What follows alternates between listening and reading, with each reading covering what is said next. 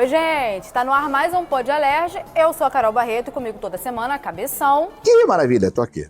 E a professora Denilza que voltou, que bom! Ai, eu tava doentinha. Fiquei sabendo. Agora eu já tô bem maravilhosa. Não foi dessa vez, hein, Cabeção? Puxa vida, Deus não ouviu minhas preces. Foi, de disco. Imaginei. Horrível, né? Horrível, olha. Quando ataca minha filha, dói tudo. negócio bravo. Bom, que bom que a senhora tá de volta. E hoje a gente vai falar sobre o Março Amarelo. Vocês sabem o que é? Ah, sim, uma doença que afeta as mulheres. Eu tô ligada no rolê. Ah, você Tá vendo? né? E de mulher eu entendo. Já casei 5 vezes. 5 casamentos. É. O Março Amarelo é um mês de conscientização a respeito da endometriose. Inclusive, eu tive. Eu não sei se eu falo que eu tive ou eu tenho, depois de eu tirar essa dúvida com o doutor. Segundo a OMS, em todo o mundo, a endometriose afeta cerca de 176 milhões de mulheres, sendo mais de 7 milhões somente no Brasil. Então, para tirar todas as dúvidas sobre isso com a gente, Dr. Cláudio Crispi Júnior, chefe do Serviço de Ginecologia do Hospital São Vicente de Paulo, na Tijuca. Bem-vindo, doutor. Muito obrigado, gente. Prazer. É muito bom estar aqui, ainda mais falando sobre uma doença super prevalente, super comum, que precisa ainda ser muito debatida. Muito obrigado. Ah, a gente que agradece. Eu falei na abertura que eu tive, mas eu tive ou eu tenho? Como é que eu falo? Essa pergunta é excelente. A endometriose, mesmo a paciente, quando ela faz uma cirurgia para o tratamento, a gente nunca pode garantir a cura da doença.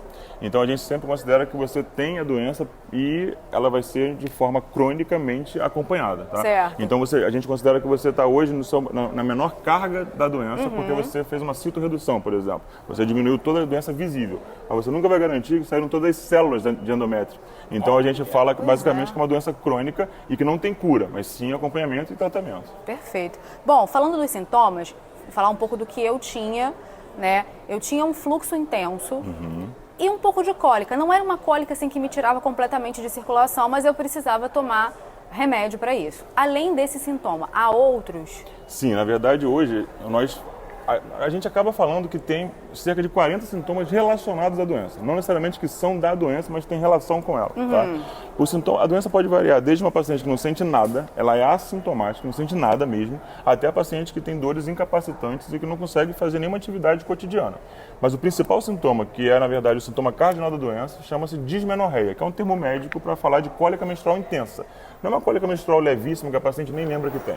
Geralmente são cólicas que a paciente não consegue fazer nenhuma atividade, ela fica de cama, a paciente usa remédio cada vez mais forte, ela tem uma tendência a ser progressiva. Só que todos os sintomas relacionados à menstruação também poderiam ser avaliados. Exemplo, dor para evacuar durante o período menstrual, dor para urinar durante o período menstrual, dor durante a vida sexual, esses são os principais sintomas que a gente tem que avaliar. Distensão abdominal, aquela barriga muito inchada quando menstrua, dor lombar, aquela dor nas costas, o paciente bota a mão, bota bolsa de água quente quando menstrua também. Então, sintomas geralmente relacionados à doença. Só um detalhe, que o sintoma de fluxo menstrual aumentado é um sintoma muito comum nas mulheres. E geralmente a endometriose sozinha não leva a esse sintoma, por mais que 15% geralmente tenham. Tá? Então, quando também tem esse sintoma de fluxo menstrual aumentado, a gente sempre pensa em investigar outras coisas uterinas. Entendi. A senhora sofria muito com cólica? Olha, tem tanto tempo, minha filha. Eu tinha cólica, sim. Agora, uma coisa interessante que o doutor disse, é importante não normalizar essas dores, né, doutor? Às vezes a mulher está sentindo dor todo mês, não, eu sinto muita dor, é normal. Não é normal. Eu conheço muita gente que às vezes tem até a doença e não sabe, porque tem esse sintoma. No período menstrual é muita dor, eu sinto muita cólica, isso é do meu organismo. Sim. Eu sentir cólica além do normal. E às vezes vai se queixar para alguém, até outra mulher mesmo fala, normal, eu também sofro com isso. isso. É do organismo da pessoa, isso aí é um número subnotificado também, né? Exatamente, esse tipo de normalização da dor é muito ruim. Não somente pela população, a gente vai falar com a minha mãe fala, não, isso é normal. Eu falo com a professora, isso é normal. A minha amiga acha normal. Mas os médicos, alguns da minha acharem normal, que não pode acontecer. Sem dúvida. Então, assim, falar que dor desse tipo é normal, a paciente fala, não, quando eu tinha 14 anos de idade, eu faltava ao colégio por causa de cólica. Isso não pode ser normal, né? Isso não pode de jeito nenhum. E também, não quero falar sobre idade aqui, que eu não sei a idade dela. A gente também não. Então, melhor ainda. Eu já esqueci. Mas houve, na verdade, uma grande mudança também em relação ao papel da mulher no mercado de trabalho.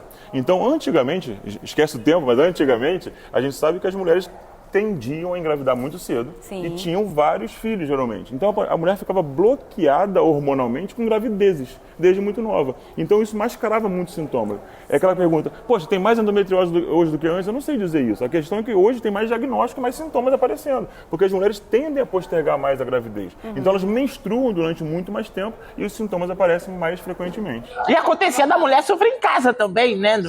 Às vezes calada. A mulher não tinha voz como tem hoje. A mulher sofria em Tem casa. mulher que tem TPM. No caso, a professora Denilson, ela tem TTT, atenção o tempo todo. O mês inteiro. É isso? Você merece uma bofetada! Calma, a gente já tá na metade. Olha só, doutor, o diagnóstico para endometriose, porque eu me lembro que no início eu fiz uma ultra comum e apareceu alguma coisa diferente no meu ovário direito. Daí a minha médica achou melhor a gente investigar e partimos para uma ressonância. Sim. É o melhor exame de fato para ver? Existem 2 exames muito bons, tá? A ressonância magnética ou a ultrassonografia transvaginal. Contudo, o detalhe é que esses 2 exames eles devem ser feitos com preparo intestinal. Isso é fundamental. Então, aquela ultrassonografia do dia a dia, rápida, de 5 minutos ali que fazem, muito dificilmente vão fazer o diagnóstico. Eu vou falar que você teve uma sorte, entre aspas, porque ninguém quer ter doença, pelo amor de Deus. Mas quando você tem uma doença no ovário, até a própria ultra, essa convencional do dia a dia, ela consegue ver. Então, ela pelo menos vai dar uma pista diagnóstica. E aí você vai, daí, fazer investigação maior. Agora, para quem não tem doença no ovário, essa ultra simples não vai conseguir fazer o diagnóstico. Então, esses 2 grandes exames, eles são muito importantes. Tanto a ultra transvaginal com preparo intestinal ou ressonância. Mas o mais importante é que hoje nós sabemos, tem até isso publicado em artigo científico, que 90% dos casos de endometriose, ou seja, a grande maioria, você consegue fazer um diagnóstico somente com entrevista com o paciente bem feita e exame físico. Então, na verdade, você não precisa de ter um exame para você falar que a paciente tem sintomas da doença, tem que ouvir a paciente.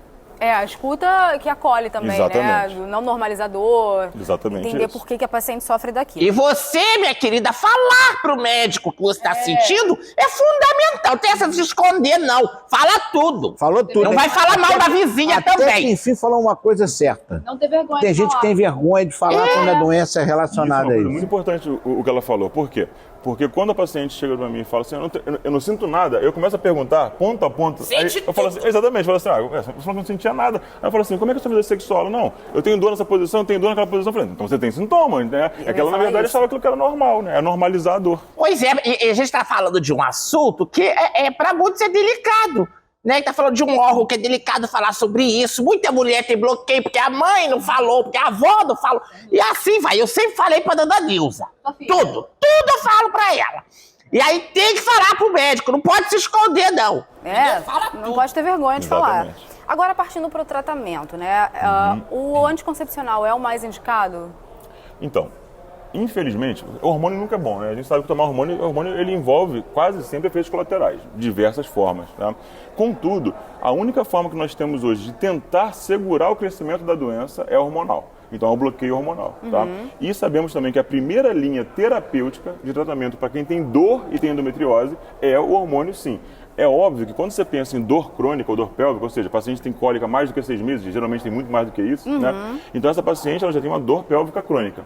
E essa doença, às vezes, é mais complexa de tratar do que a endometriose. Quantos pacientes você opera, ela mantém a dor durante alguns meses ainda? Porque você dessensibilizar a dor aqui é mais difícil do que você tirar a doença simplesmente, né? Cirurgicamente falando, ou bloqueando com hormônio. Então, a terapia de dor, ela envolve, sim, repetindo, a primeira linha terapêutica é o bloqueio hormonal, com progesteronas ou pílulas contraceptivas, tá? Contudo, tudo que envolve a terapia de dor pélvica crônica tem que ser avaliada. Fisioterapia pélvica, a nutrição adequada, a atividade física regular, por vezes psicologia ou psiquiatria, e assim vai. Cada paciente é de um jeito. Mas a gente tem que lembrar que tratamento de dor pélvica é uma coisa e endometriose é outra. A fisiopélvica eu faço. Realmente ajuda muito. Muito. A relaxar a musculatura, né? Ajuda nas funções fisiológicas, evacuação, micção, dor sexual e assim vai. É verdade. Eu sou prova viva de que isso melhora muito a nossa qualidade de vida. Bom, mas alguns casos são cirúrgicos. O meu caso evoluiu para cirurgia. Vou contar rapidamente como que foi comigo. Eu tinha foco nos 2 ovários, tinha na bexiga. No meu intestino eu já estava com quase 20 centímetros, a gente quase precisou cortar, mas aí o médico fez uma coisa que vocês chamam de shaving, que é como se fosse uma raspagem ali, e o meu apêndice estava completamente destruído, a gente tirou, tudo bem, é um órgão que não faz diferença mesmo, mas ele também, eu perdi por conta do avanço da endometriose. Como é que é a cirurgia, doutor? Então, a primeira coisa a endometriose, em tese, ela só pode ser retirada do corpo por cirurgia, isso tem que ficar bem claro, isso é bem interessante. Por quê? Quando a gente pensa em bloqueio hormonal, a pílula, por exemplo, ela não vai tratar a endometriose, ela vai bloquear a doença ou tentar bloquear e tratar o sintoma da doença. Sim. Então, a única forma de tentar eliminar a doença do corpo é cirúrgica. Então todo mundo tem que operar. Não é bem assim, tá? Existem indicações clássicas de operar paciente, tá? Então, a cirurgia, quando ela tem indicação, e eu até brinco no consultório, entre aspas, já falo com o paciente, olha, a minha função aqui é o tempo todo contraindicar a cirurgia, porque é a última linha terapêutica. Claro. Né? Então, sempre que a gente puder contraindicar e postergar, melhor. Mas a cirurgia, quando ela tem indicação, e tem várias indicações para isso, principalmente, o ideal é que ela seja feita por técnicas minimamente invasivas, cirurgia por videolaparoscopia ou robótica, que é semelhante, tá? E, de preferência, com uma equipe multidisciplinar, que vai envolver ginecologistas, cirurgiões gerais, proctologistas e, por vezes, também urologistas. Perfeito. Só perguntando, me ocorreu uma pergunta sobre o anticoncepcional. Tem mulheres que não podem tomar por algumas outras razões, né? Como que é isso? Esse é um grande problema que existe. Por exemplo, o clássico, paciente que tem história de trombose prévia, que ela, em tese, não pode usar nenhum tipo de hormônio, né? Então, a gente tem que avaliar qual tipo de doença que ela pode ter de base que levou a trombose dela, para saber se ela não pode usar nenhum hormônio mesmo, que hoje a gente tem compostos androgênicos que são mais seguros, então existem alguns compostos hormonais que a gente pode usar. E tem paciente que não pode usar hormônio nenhum mesmo. Então, essa paciente, geralmente, quando ela tem muita dor, né, ela geralmente vira um caso cirúrgico, que você quer devolver para ela a qualidade de vida, então vai eliminar a doença, tá?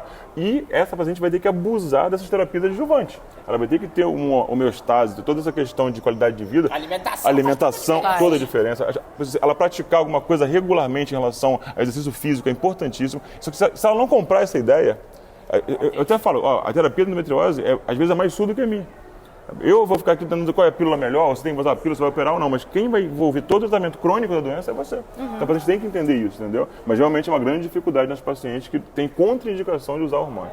O que o doutor tá querendo dizer, muito delicadamente, educadamente, vai se cuidar, minha filha! Você é dona do seu corpo, da sua vida, você tem que cuidar de tudo direitinho, seu corpo é seu templo. Agora, ouvindo o doutor falar assim, aí eu começo a imaginar quantas pessoas têm essa doença e não sabem, não se informam, como o professor Edenilson. Agora eu vou te apoiar. Ai, que vou te bom. apoiar. Como o professor Edenilson falou que tem que procurar. Né? Eu fico imaginando até as pessoas que não têm muita condição, que sentem aquela, estou menstruada, ou estou com dor, estou com cólica. Normal, aí a vizinha fala, não, isso é normal. Toma um chazinho de não sei o quê. Toma um chazinho. Olha, do meu gente. E o que acontece com essa mulher, doutor? Essa que não se cuida, que vai deixando o tempo passar. Infelizmente, a doença, a endometriose, por mais que ela tenha esse comportamento estranho, como ela disse aqui, poxa, a minha estava no ovário, estava no intestino, parece um câncer quando você fala assim, né? Ela não é um câncer, não é uma doença maligna, mas ela tem esse comportamento de invadir e penetrar outros órgãos. Isso é uma coisa muito importante. Por quê? Porque quando a doença não é bloqueada no início, ou não é diagnosticada, ou seja, não tem essa prevenção secundária, ou seja, depois do diagnóstico, tá? Ela pode ir progredindo, e a doença a gente chama de doença crônica progressiva. Então, quando a paciente demora muito para o diagnóstico, ela pode já ter aquelas doenças gravíssimas, que está afetando o intestino inteiro, os ovários, perdeu a fertilidade e assim vai. Então, o ideal é não demorar para fazer o diagnóstico. Pode causar infertilidade, né? Pode causar infertilidade. Sobre isso. Aliás, hoje tem uma estimativa de que cerca de 40% das pacientes inférteis podem ter endometriose. É muita gente, né? Olha só, tá vendo? Agora, a gente até falou no início sobre a cirurgia que eu fiz e não quer dizer que eu me curei. Eu cheguei num estágio controlado. Isso. E a gente vai monitorar durante um tempo, para a vida toda, eu creio, né? Exatamente. Enfim, e vamos levando. A cirurgia não cura, ela controla. A cirurgia a gente chama de cirurgia citoredutora. O que significa isso? Eu vou tirar o número de células maior possível visível, entendeu? Só que você não tem como garantir microscopicamente que não ficou uma célula ou outra. E mesmo que a cirurgia seja muito completa, a doença ela pode voltar. A gente fez uma cirurgia agora há pouco tempo, o paciente operou há 22 anos atrás. Doença de bexiga. Tirou um pedaço da bexiga, ficou ótima. Operamos agora a doença na bexiga de novo. Então, assim, a doença ela pode voltar. Por isso que tem que ter esse controle sempre. E a questão do hormônio, mais uma vez, entra aí. Porque tem paciente que chega no consultório e fala pra gente assim, doutor, eu quero operar para não usar hormônio. Eu falo assim, poxa, então você está no médico errado. Porque, assim, a cirurgia, ela não contraindica o uso do hormônio. Até porque o hormônio, quando é usado pós-cirurgia, ele diminui a chance da recidiva. No ovário, mais ainda. A diferença é brutal. Para quem operou o ovário com endometriose, tirou a doença e usou hormônio depois, a chance de voltar fica de 8 a 10%. Para quem não usou, chega a 50%. É Olha, muito grande. muito grande. Exatamente. Eu tô tomando, né? O anticoncepcional, eu sigo tomando, enfim. Agora, uma coisa que a gente tá falando aqui, antes de começar a gravar, que eu achei legal trazer, é o congelamento de óvulos, né? Eu não congelei ainda, é algo que eu preciso realmente decidir o quanto antes, porque eu vou fazer 36 anos e tudo mais. E é uma coisa que o senhor indica também para quem tem endometriose, se puder fazer, né? Sim, a congelação, né, dos óvulos, ela, na verdade, a endometriose vai ficar muito na moda por causa da questão da infertilidade, de afetar outros órgãos, inclusive o ovário. Então, são coisas que a gente sabe que podem diminuir a reserva folicular. Mas sabe aquela história que as mulheres vão perdendo a sua função ovariana ao longo do tempo? E quando chega a idade de 35 anos, essa perda ela é mais acentuada anualmente. Tá? Então, independente de doença ou não, a idade e essa questão da pretensão de engravidar um dia ou de querer ter vários filhos, esse tipo de coisa, tem que ser muito conversada com a paciente, porque a única forma hoje que nós temos de preservação de fertilidade é a congelação do folículo ou de tecido ovariano que está ainda muito inicial. Tá? Então, isso tem que ser falado, principalmente nessas doenças que podem diminuir mais ainda a reserva de folículos. Então, o que acontece com a mulher depois que ela já parou de ovular, entendeu? Já não menstrua mais. O que acontece com a doença? Ela pode progredir ainda mais ou não? Essa pergunta é muito boa, porque quando a gente pensa na paciente no pós-menopausa ou no climatério, né, é quando a gente meio que é a idade mágica para quem trabalha com endometriose, por mais que a mulher possa ter sintomas, tá? Porque não existe nenhum bloqueio hormonal mais efetivo do que a falência ovariana. Sim. Então, em tese, é quando a doença vai estabilizar de vez. A minha mãe mesmo já está na menopausa ou no climatério há algum tempo já, foi fazer um exame de ressonância agora por outro motivo, descobriu que ela tinha endometriose há muito tempo, eu nem sabia. Olha só. Mas a doença dela está lá, fibrosada, pequenininha, é uma cicatriz da doença agora, entendeu? Então, na verdade, essa questão da endometriose, a gente tenta levar a paciente até a menopausa dela, que é quando você para de fazer bloqueio. A não ser a paciente que vai fazer reposição hormonal, aí tem que ficar de olho porque existem algumas reposições hormonais que podem fazer a doença crescer de novo. Entendi. Bom, falando de algumas legislações sobre o assunto, aqui no estado, a Lei 9.864, aprovada aqui pela Alerj, instituiu o programa Endometriose Sem Trauma, que tem por objetivo incentivar a pessoa jurídica a oferecer voluntariamente 3 dias de folga, que a gente chama de licença endometriose, a todas as funcionárias que apresentarem quadro de endometriose profunda. Doutor, como que essa legislação pode ajudar essa paciente que tem tanta dor, né? Melhor ficar em casa, sei lá. Óbvio, trabalhar com dor? Essa legislação é ótima porque realmente, né, muitos patrões, muitos profissionais ainda acham que a paciente é preguiçosa, que ela está de má vontade. A paciente está com dor real. Olha, isso me sobe nos nervos. Isso. Normalmente o homem não tem nem noção, nem, né? Não, nem noção. Tá e a dor é real. E a dor, como a gente falou, a dor ela pode ser incapacitante mesmo. A paciente não conseguir sair da cama, tá? Contudo, por mais importante dessa lei realmente, até para a proteção dessa mulher que trabalha, né, é a gente tentar evitar que ela chegue nesse ponto. Né? Certo. A gente tem que fazer com que a dor dela não exista a esse ponto, não porque ela tem que trabalhar muito ou pouco, isso aí é outra discussão, mas a questão é porque ela não tem que estar incapacitada, nem que seja para ter uma vida social, viver, né? E viajar, e passear, e assim vai, entendeu? Estou ouvindo isso, eu conheci tanta gente há muito tempo atrás que tinha essa... no período menstrual não conseguia nem levantar. Sim, desmaia. Já tinha doença e nem sabia. Isso é absurdo. Também já é lei aqui no Rio o Programa de Prevenção à Doença da Endometriose, também criado aqui pela Alerj. Esse programa promoverá por via do SUS, que é o Sistema Único de Saúde, avaliações médicas periódicas com realização de exames clínicos e laboratoriais, assim como campanhas de orientação, prevenção e tratamento. Prevenir é o melhor caminho, né? Exatamente. Para prevenir, qualquer doença. Exames em dia, certo? Certo. Essa pergunta é muito importante porque não existe até hoje, infelizmente, a prevenção primária da doença. O que é isso? O que eu posso fazer para evitar a doença? Existem algumas doenças que o câncer do colo do útero eu posso prevenir. Hoje, com vacina, com preventivo regular, eu consigo prevenir. Tá? Hoje, agora, a endometriose não. Tem até um autor italiano que fala muito bem isso. Por exemplo, a menina começou a menstruar com 12 anos, vamos chutar, 12, 11 anos. Então, com medo da doença, eu vou lá e bloqueio com o hormônio logo ali. Só que mesmo assim, a gente sabe que existem pacientes que a doença pode crescer e aparecer mesmo bloqueada. Quantos pacientes a gente atende? Usei pílula a vida inteira. Doença gigantesca lá no intestino. Como é que explica isso? Não sabemos. Tá? Então, a prevenção primária não existe, mas a secundária sim. Ou seja, eu tenho sintomas da doença, eu tenho a doença diagnosticada, então eu posso tentar prevenir complicações graves da doença. Eu não vou deixar ela chegar no ponto exagerado de ter uma cirurgia que é mutiladora, eu não vou deixar o ponto da paciente não conseguir preservar a fertilidade dela. Então, é muito mais importante do que tentar evitar a doença, que é muito difícil hoje, eu vou tentar evitar complicações graves da doença. E cada dia que passa, a gente vê como é importante levar uma vida saudável. Exatamente, para tudo. Para tudo, né? Exercício físico, alimentação, Alimentação. Saúde mental também. sim. Contribui muito, né? Saúde mental. É, cabeção! Gente, antes de fechar, só ressaltar a importância da gente ir ao médico, mulheres falarem o que sentem sempre para os seus Exatamente. médicos. Fazer os exames, manter os exames em dia. Não dá para bloquear, mas dá para a gente descobrir no início que tem, né? Os tratamentos são menos invasivos, Não minimizar a dor, não normalizar a dor. que é bem importante, né, professora? Claro, Faz claro. esse alerta pra gente encerrar. Olha só, meninas. Não é normal sentir dor o tempo todo, dor demais. Não normaliza isso não, meu amor. O seu corpo, você tem que cuidar dele acima de tudo. E não deixa ninguém normalizar isso. Ninguém falar que tá de frescura, não. Vai procurar um médico, vai se cuidar e vai se hidratar. E tem mais uma coisa, qual a câmera que eu falo? Aquela ali. Como a professora Denilza falou, se você está assistindo esse podcast agora, o Pod Alerge, e tem uma amiga que sente muita dor, pede para ela assistir também. É isso. É Ouvir o isso. doutor falando. Compartilhar informação. É isso, é muito fundamental, importante né? compartilhar com aquela amiga que todo mês sente uma dor forte e não sabe o que é. E Ou se então tem é normal, alguém é do que- organismo. E se tem alguém do seu ladinho aí que fica, para de frescura. Isso é coisa de mulher fresca. Você sabe que essa pessoa não tem que estar do seu ladinho, né, meu amor? Troca o marido, sei lá, é melhor. Doutor, obrigado, Que viu? isso, Muito eu que bom. agradeço, gente. Obrigado. É sempre bom Uma falar sobre aula. a doença, pra gente ficar sempre, né, levando a informação às mulheres que ainda sofrem da doença e não fazem diagnóstico e tendo complicações piores. Eu agradeço muito A gente que agradece, a deu uma oportunidade. aula sobre isso aqui. Professora, quer fechar com uma frase? Aí eu fecho. Tem um pouco a ver do que eu falei agora sobre a pessoa do seu ladinho? Então, tem gente na nossa vida que é um pacote completo. Além de lixo, é um saco! Cabeça, obrigada, Eu tá? sei o que é isso. Mandou pra você? Tu acha que não foi? Achando, hein? Diretamente pra mim. Semana que vem você volta, tá? Estaremos aí. Um beijo, até semana que vem. Tchau, tchau. Tchau, tchau! Obrigado.